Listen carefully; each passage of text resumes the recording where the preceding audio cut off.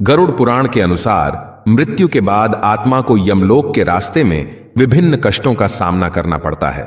जिस व्यक्ति ने अपने जीवन में बुरे कर्म किए होते हैं उसे मार्ग में न केवल भयंकर यातनाएं दी जाती हैं, बल्कि यमदूत उसे इतना प्रताड़ित करते हैं कि वह आत्मा अपने जीवन में किए गए हर पाप को याद करके रोती है और क्षमा मांगती है। पापी आत्माओं को एक के बाद एक अलग अलग सजाएं दी जाती हैं। इन्हीं सजाओं में से एक है यमलोक के रास्ते में मिलने वाली भयंकर वैतरणी नदी के कष्ट। यमलोक के दक्षिणी द्वार के मार्ग में आने वाली वैतरणी नदी कोई साधारण नदी नहीं है, बल्कि यह नदी पापी आत्माओं को कष्ट देने के लिए ही बनाई गई है।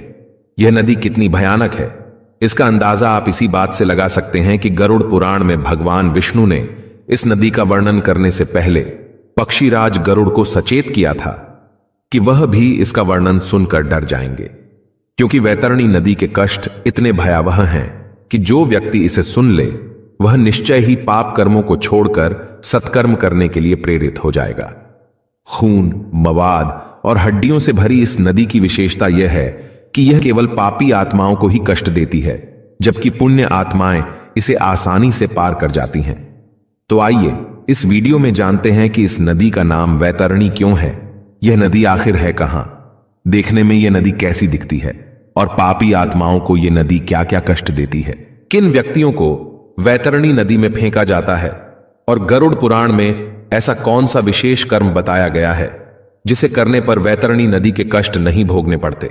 इन सारे प्रश्नों के उत्तर आपको इस वीडियो में मिलेंगे। गरुड़ पुराण के अनुसार यमदूत जिन पापी आत्माओं को यमपुरी में दक्षिण दिशा की ओर से ले जाते हैं उन्हें रास्ते में वैतरणी नदी का सामना करना पड़ता है।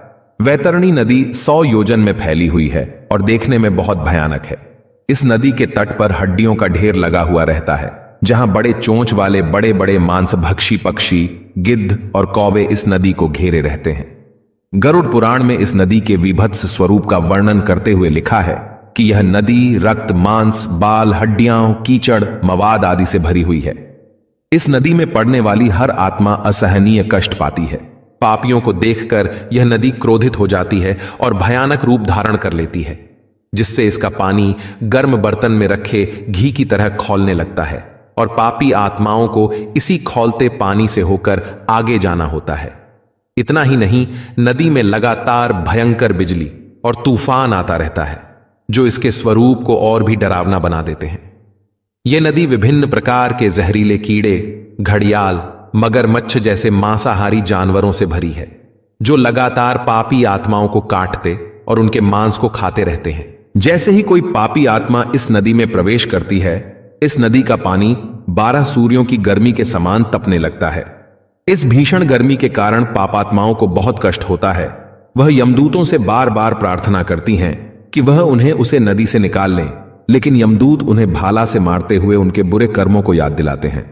वह आत्मा मन की पीड़ा और इस भयंकर गर्मी से बचने का रास्ता ढूंढती हैं, और फिर जब वह गर्मी और आत्मग्लानि का दर्द सहन नहीं कर पाती तो बेहाल होकर उस बदबूदार पानी में डुबकी लगा देती हैं। इसके अलावा श्री नारायण ने पक्षीराज गरुड़ को बताया कि ऐसी पापी आत्माएं भी हैं जो युगों युगों से इस वैतरणी नदी में पड़ी हुई हैं। वे लगातार उस सड़े हुए गंदे पानी में अपनी मुक्ति के लिए प्रार्थना कर रही हैं, लेकिन उन्हें मुक्ति नहीं मिलती, क्योंकि उन्होंने अपने जीवन काल में ऐसे अपराध किए थे जिनकी सजा बहुत लंबी है।